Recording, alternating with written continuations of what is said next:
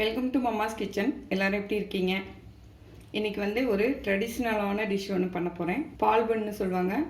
இந்த பால் பன் வந்து நம்ம ஊர் டீ கடைகள்லாம் ரொம்ப ஃபேமஸ்ஸு. இது சாப்பிட்றதுக்கு எம்மியாக இருக்கும், நல்ல ஜீராப்பாகோட சூப்பராக இருக்கும். இதை வந்து நம்ம எப்படி செய்யலாங்கிறத பார்ப்போம் வாங்க. ஒரு மிக்சிங் பவுல் எடுத்துக்குவோம். அதில் வந்து இந்த கப்பில் வந்து 1 கப் அளவுக்கு மைதா மாவு எடுத்துக்கலாம். அதே கப்பில் ஒரு 1/4 கப் அளவுக்கு சர்க்கரை எடுத்துக்குவோம். இதில் சேர்த்துக்கலாம். ஒரு 1/4 ஸ்பூன் வந்து பேக்கிங் சோடா, டேஸ்ட்டுக்கு ஏற்ற அளவு கொஞ்சமாக ஒரு பிஞ்ச் அளவுக்கு உப்பு சேர்த்துக்குவோம். இதை வந்து கொஞ்சம் நல்லா மிக்ஸ் பண்ணிக்கலாம், எல்லா இடத்துலையும் ஸ்ப்ரெட் ஆகிற மாதிரி. இப்போ வந்து மாவு எந்த அளவுக்கு எடுத்தோமோ அதே அளவுக்கு நம்ம தயிர் எடுத்துக்கலாம். இதை வந்து நம்ம மாவோடு சேர்த்து நல்லா கலந்து விட்டுக்குவோம்.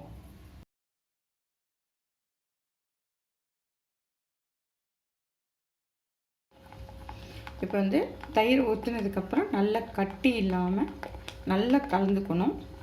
நல்லா வந்து கலந்தாச்சு. இப்போ இது ஒரு அரை மணி நேரம் வந்து அப்படியே புளிக்க வைக்கணும்.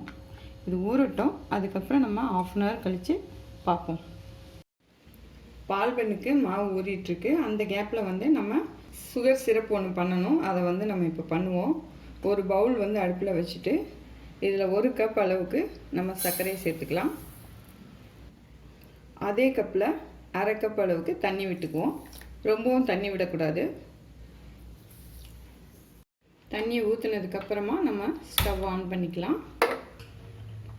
இப்போ வந்து அந்த சர்க்கரை நல்லா கரையிற அளவுக்கு நல்லா கிண்டி விடுங்க, இல்லைன்னா சர்க்கரை வந்து நல்லா அடி பிடிச்சிடும்.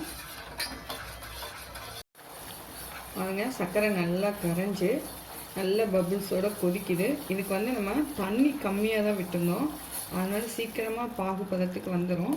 இது ஒரு அரை கம்பி பதத்துக்கு வந்தால் போதும். ரொம்பவும் வந்து முருவல் ஆகிடக்கூடாது. ஓரளவு பிசு பிசுக்கு மேலே ஒரு அரை கம்பி பதத்துக்கு வந்தால் போதும். இப்போ வந்து பாகு ரெடி ஆயிடுச்சு. இதை எடுத்து வச்சுட்டு நம்ம பால் பன்னு சுட்டு எடுப்போம். இப்போ வந்து பால் பன்னுக்கு மாவு ஒரு அரை மணி நேரம் ஊறிடுச்சு. இப்போ பால் பன் வந்து பொரித்து எடுக்கிறதுக்கு முன்னாடி கொஞ்சமாக நெய் வந்து விட்டுக்குவோம். நெய் போட்டாச்சு, நல்லா பிசைஞ்சுக்குவோம். மாவு வந்து நல்லா இந்த பதத்தில் இருக்கணும். ரொம்ப லூஸாகவும் இருக்கக்கூடாது, அதே நேரத்தில் ரொம்ப திக்காகவும் இருக்கக்கூடாது. டைட்டாகவும் இருந்துச்சுன்னா நல்லா வேகாது. இந்த மாதிரி இருந்துச்சுன்னா நல்லாயிருக்கும். இப்போ வந்து நல்லா ரெடி ஆயிடுச்சு. இப்போ கொஞ்சம் கொஞ்சமாக மாவை வந்து எண்ணெயில் விட்டு பொரிச்சு எடுத்துக்கலாம். அடுப்பில் வந்து ஒரு கடாயை வச்சு அதில் எண்ணெயை ஊற்றிக்கிட்டோம். இந்த பால் பன் வந்து முழுசுற அளவுக்கு கொஞ்சம் எண்ணெய் இருக்கணும். எண்ணெய் வந்து ரொம்ப சுற்றக்கூடாது, மிதமான ஹீட்டில் இருக்கணும். இப்போ வந்து கொஞ்சம் கொஞ்சமாக போட்டு எடுப்போம்.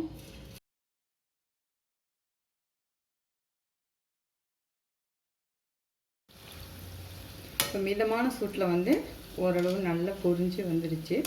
இப்போ ரொம்ப ஹீட் வச்சு பொரிச்சிங்கன்னா உள்ளே வந்து மாவு அப்படியே இருக்கும், வேகாது. அதனால தான் மிதமான ஹீட்டில் வந்து பொரித்து எடுக்க சொன்னது. இப்போ இதை எடுத்து நம்ம ஜீராவில் போடக்கூடாது, ஒரு பிளேட்டில் போட்டு வச்சுக்குவோம். இதே மாதிரி நம்ம எல்லா மாவையும் ஃபஸ்ட்டு சுட்டு எடுத்துக்குவோம்.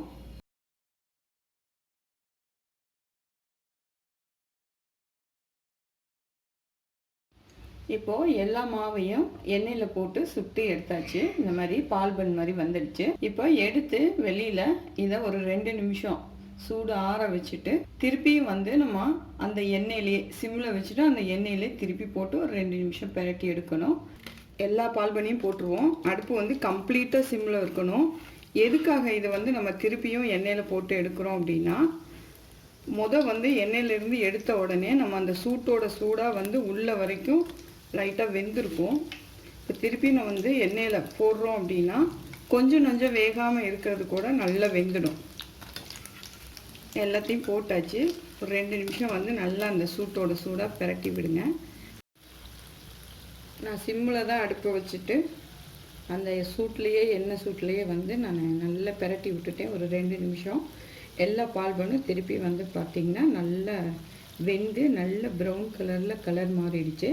இப்போ வந்து நம்ம எண்ணெயிலேருந்து பால் பன்னை எல்லாத்தையும் வெளியில் எடுத்து ஜீராவில் போட்டுடலாம்.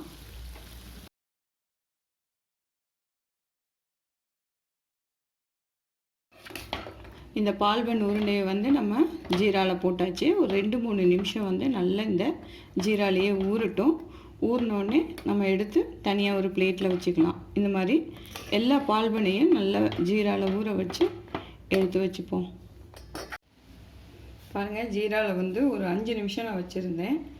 ஜீரா வந்து நல்லா உள்ளே போய் நல்லா சூப்பராக நல்ல எம்மியாக இருக்குது. நான் ஒன்று வந்து எடுத்து காமிக்கிறேன் பாருங்கள். அமுக்கிறேன் பாருங்கள், ஜீரா எந்த அளவுக்கு வருதுன்னு பாருங்கள். உடச்சி காமிக்கிறேன். நல்லா அழகாக ஊறி உள்ளே பாருங்கள் எந்த அளவுக்கு இருக்குன்னுட்டு. இன்னும் சூடாக தான் இருக்குது. இது நல்லா எடுத்து ஆறுனதுக்கப்புறம் ஒரு பாக்ஸில் போட்டு வச்சாலும் சாப்பிட்லாம். இதை வந்து சாப்பிட்றதுக்கு வந்து ரொம்ப டேஸ்ட்டாக இருக்கும். அதே நேரம் செய்கிறது ரொம்ப ஈஸி தான். இதே மாதிரி வந்து நீங்களும் வீட்டில் செஞ்சு சாப்பிட்டு பாருங்கள். நல்லா சாப்பிடுங்க, ஆரோக்கியமாக இருங்க, சந்தோஷமாக இருங்க. மீண்டும் ஒரு புது ரெசிபியில் உங்களை சந்திக்கிறேன். நன்றி.